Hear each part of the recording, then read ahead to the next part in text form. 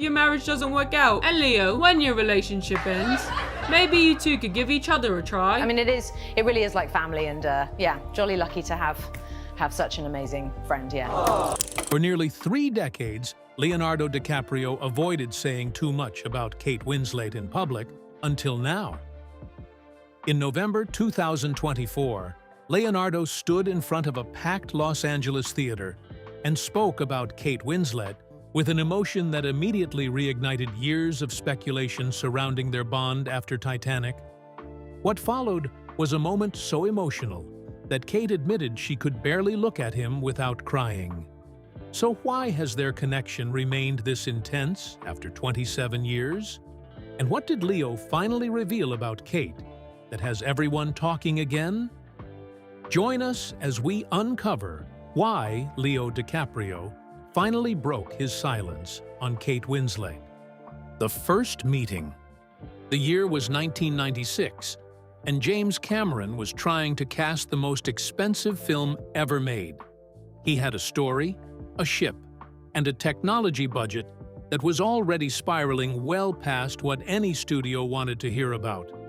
What he did not yet have were the 2 people who were going to make audiences believe in a love story powerful enough to make the disaster happening around it feel like the backdrop rather than the point. Kate Winslet had been watching Leonardo DiCaprio's work closely before she ever met him.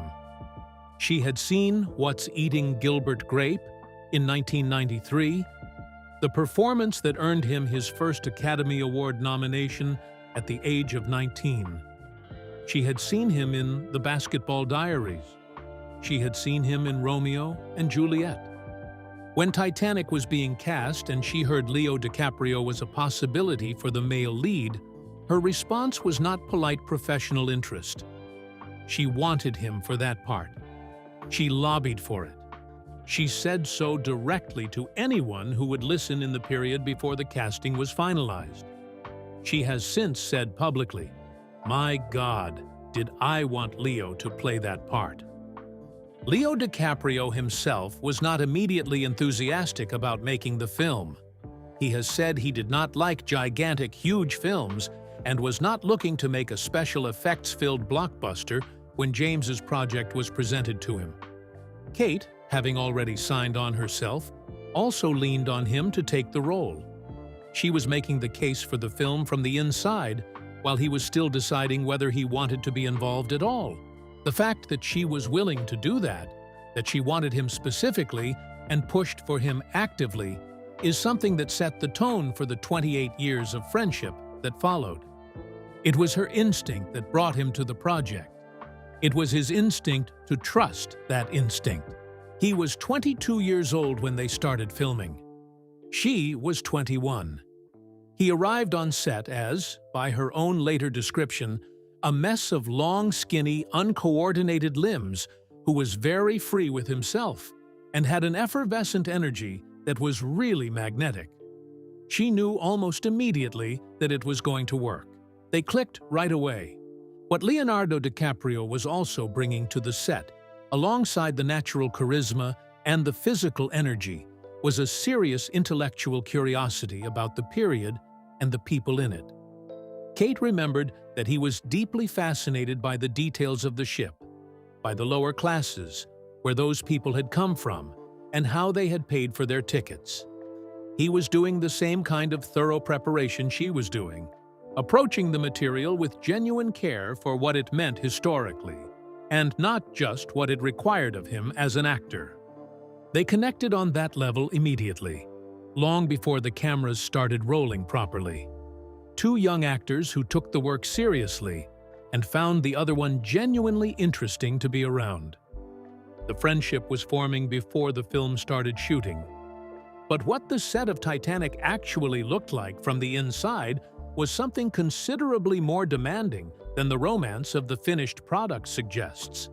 So what was really happening during those months of production? And what did the experience of surviving it together do to their relationship?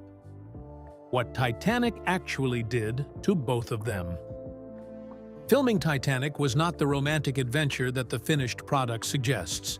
It was one of the most physically and professionally demanding productions in the history of American cinema, and the conditions it created around DiCaprio and Winslet were the specific conditions that produce either lasting friction or lasting bonds between the people who go through them together.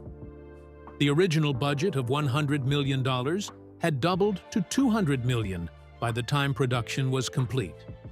James was pushing his stars to their physical limits across workdays that regularly stretched to 20 hours. Cast and crew risked hypothermia in frigid water repeatedly during shooting. The Hollywood press at the time was predicting an expensive catastrophe and comparing James Cameron's ambition to that of the real owners of the original ship, who had also been confident that what they had built was unbreakable. The set was not a comfortable or glamorous place to be. It was a physical ordeal conducted at enormous scale in difficult conditions under a director who did not accept anything less than what he had envisioned. Leonardo DiCaprio has said publicly that he was miserable during production. He did not want to be on a huge special effects blockbuster. He was cold, he was wet, the days were extraordinarily long, and the pressure of being on the most expensive film ever made at 22 years old was a specific kind of pressure that nothing in his previous career had prepared him for. When Kate was told about his admission of misery on set, her response was immediate and characteristically direct. She said she remembered that he was miserable. And then she pointed out that he had considerably more days off than she ever did. She said she did not feel it was her right to be miserable, and that if she was, she certainly would not have let a journalist know about it. That specific exchange, conducted in separate interviews decades after the fact, captures something essential about who these two people are to each other, and why the friendship has lasted as long as it has. He admits the difficult feelings. She refuses to indulge them in herself, and will not let him romanticize his own suffering when she was there too, and found a way to get through it without complaining. She kept him honest, and he described that quality with a specific phrase. He has said, "She never lets me take myself seriously, even if I wanted to." He has also said they laugh at the same things. He called it a special magic between them, and he means it in a technical sense, something that has a quality and a consistency that he cannot fully explain or attribute to any single cause. What they both went through together during the making of Titanic was not just a physically demanding shoot. It was also the final months of their lives before the world changed completely and permanently around them. Titanic was released on December 19, 1997. It became the first film in history to earn more than $1 billion worldwide. It held the all-time box office record until James Cameron's own Avatar surpassed it in 2009. It received 14 Academy Award nominations and won 11, including Best Picture. Leonardo DiCaprio did not receive a nomination for Best Actor, which was considered one of the more significant Oscar oversights of its decade. Kate, however, was nominated for Best Actress. Both of them were launched into a level of global fame that neither had experienced before, at an age when neither was fully equipped to manage it. Kate has spoken publicly about feeling bullied by the press in the period after Titanic's success. She revealed she was not ready to be famous at that scale, and that the public scrutiny around her appearance during and after the film was something she was entirely unprepared for. She was 21 years old, and suddenly one of the most recognized faces on the planet, and the press was not always kind about what they saw when they looked at her. The two of them had been through something enormous together, had emerged from it into circumstances neither had specifically wanted, and found that the person who most understood what that felt like was the one who had been right there alongside them, in the cold water and the 20-hour days, and the cameras that never seemed to stop. That shared experience is the foundation of everything that came after.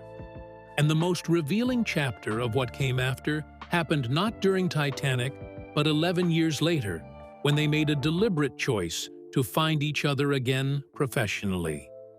So, what actually took place when they came back together to make Revolutionary Road? Revolutionary Road and the Gifts That Said Everything. In 2008, director Sam Mendes made a film of Richard Yates's 1961 novel, Revolutionary Road. The story follows Frank and April Wheeler, a married couple living in a Connecticut suburb in the 1950s who believe they are different from everyone around them, that their dreams of a larger life are within reach, and who watch those beliefs collapse under the weight of compromise, disappointment, and the specific sadness of two people who love each other and still cannot save each other from what they are becoming. It was not a comfortable film. It requires its two leads to access something raw and sustained and genuine, the kind of emotional material that is very hard to reach on demand in front of a camera. Sam Mendes was also, at the time he made it, Kate Winslet's husband. Leonardo and Kate were reuniting on screen for the first time in 11 years, and the dynamic that their characters shared, the intimacy that had curdled into damage, the love that persisted alongside the pain it was causing, required both of them to go to places that professional actors approach with real caution. Leonardo told Cinema.com at the time that it was invaluable to have a dear friend he had known for over a decade as his partner in a film like this. He said, having someone that talented to work against, who was also his friend, and who he knew had the best intentions for him, and vice versa, someone he intrinsically trusted to give her honest opinion about what they were both doing, was something you simply could not buy with money or manufacture through professional courtesy. He also said something considerably simpler. It was great to work with one of your best friends, and that he would always be looking to work with her again.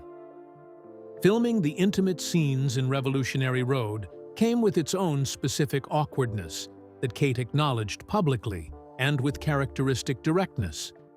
Her husband was standing behind the camera watching while she filmed sex scenes with her closest friend. She described it as a bit weird. She said it was that element of knowing her husband was over there.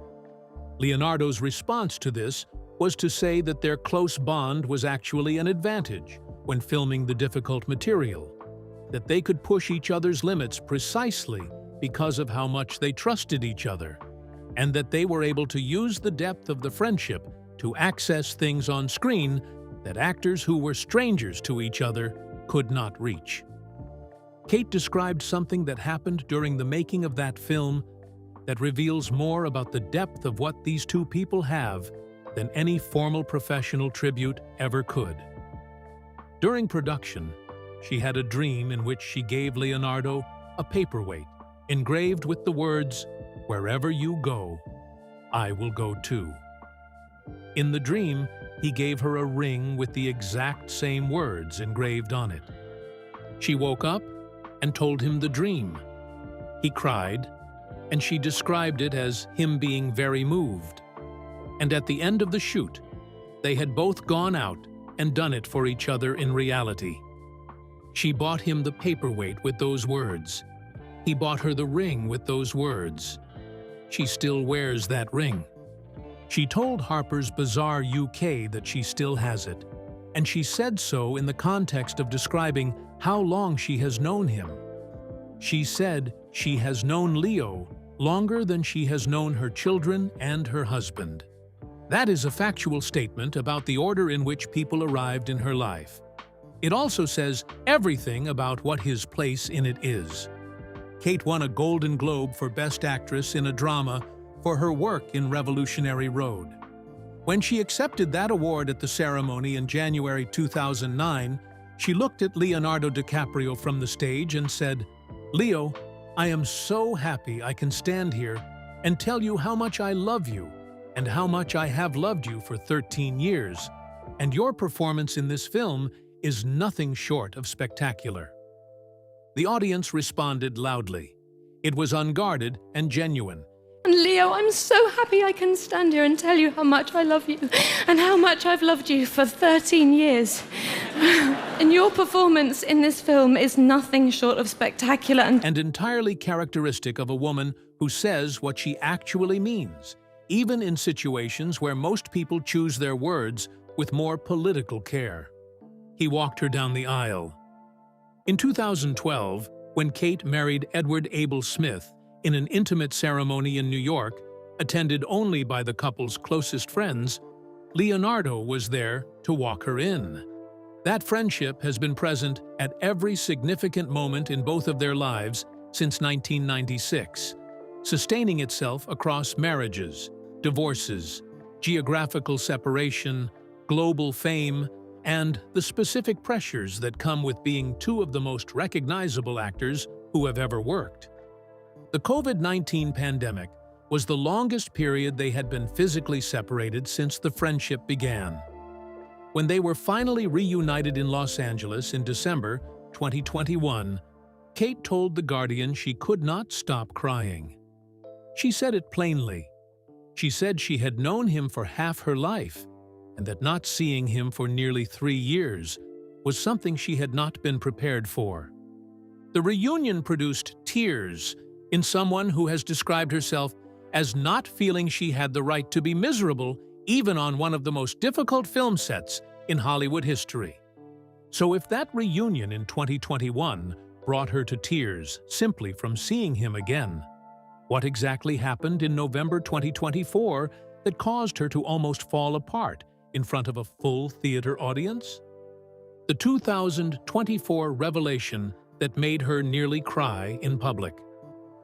On November 19, 2024, Leonardo DiCaprio walked into the Harmony Gold Theater in Los Angeles to introduce a special screening of Kate Winslet's film, Lee. The film was a biographical drama in which Kate portrayed the American fashion model turned Second World War war correspondent and photographer Lee Miller. It was a project she had been developing and fighting for across 9 years. She was not just the leading actress, she was the producer, the creative engine who had kept the project alive across nearly a decade of development difficulties, financing challenges, and the general resistance that the film industry frequently applies to stories about women from history. Leonardo had known about Lee for years. Kate had spoken to him personally about it while she was in the midst of development. He had been hearing about her passion for it, her commitment to it, her determination to see it through, across the same years that the rest of the world did not yet know the film existed. He was not a stranger to what the project had cost her. And when it was finally completed, and she needed someone to stand in a room full of people and introduce her and what she had made, he showed up. What he said has been reported across multiple publications because the specificity of it was striking. He told the audience, "Kate, my dear friend, your work in this film has been nothing short of transformative. I continue to be awestruck. I continue to admire your strength, your integrity, your talent, and your passion for every single project you create. Without further ado, one of the great talents of my generation, the one and only Kate Winslet." Before anything else, before the specific praise for Lee, he had introduced her to the crowd as one of the great talents of his generation. He also told the audience what making the film had required of her specifically, that she had dedicated herself to it, and to honoring Lee Miller's legacy across 9 years, that he remembered her speaking to him personally about it during that period, and that it was a massive passion project that spoke to the depth of her dedication to telling stories that need to be remembered. When Winslet came on stage and embraced him, she kissed him on the lips, the way you kiss someone you have known for the better part of 3 decades. And then she turned to the audience and said, "I cannot even look at Leo now, or else I will cry." 28 years after they first stood in front of a camera together at 21 and 22 in the town of Rosarito in Baja California, Mexico, floating in a tank of cold water On a set built to recreate a ship that sank 100 years before either of them was born, they are still doing this. Still showing up and still making each other cry in theater lobbies in Los Angeles at 50 years old. Do you think the word friendship is adequate for what they actually share? Or does their story require a different word entirely? And which specific moment in their history hit you the hardest? Share your thoughts with us in the comments section. Remember to like, share, and subscribe for more. Also, click the next video showing on your screen. You will enjoy it.